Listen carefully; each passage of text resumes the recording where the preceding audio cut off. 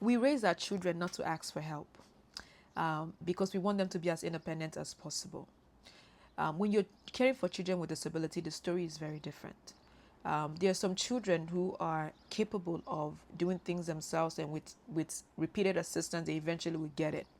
And you have those children who really can't, right?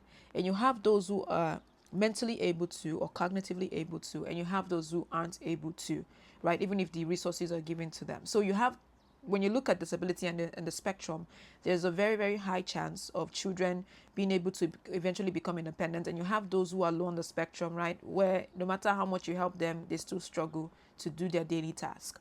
But I'm speaking of those children like me who are born with any kind of challenges, right? Being born with cataract, having surgeries that were botched, and then I have to live in a sighted world with partially sighted. There's a struggle on a daily basis. But one of the things that were told to me as a young girl is never to ask for help. And that is extremely dangerous, and I understood then why that was implemented, because they don't want me to become reliant on someone else, and they don't want other people to take advantage of me. But as a parent, you have to know the difference in terms of teaching your children when to ask for help and to whom, rather, right? I remember struggling so much as a young girl, and trying to do things that I know that I couldn't do, that if I had just said, hey, can you please just read this to me, or can you please just point this out to me, it would have made my life extremely easier. Just because the person is demanding or requesting or asking for help doesn't make them weaker.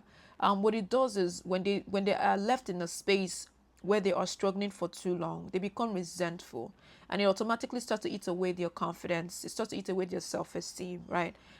Teaching your child how to say, hey, please, I need assistance, or can you please read this to me? Can you help me do this? It doesn't make them weaker.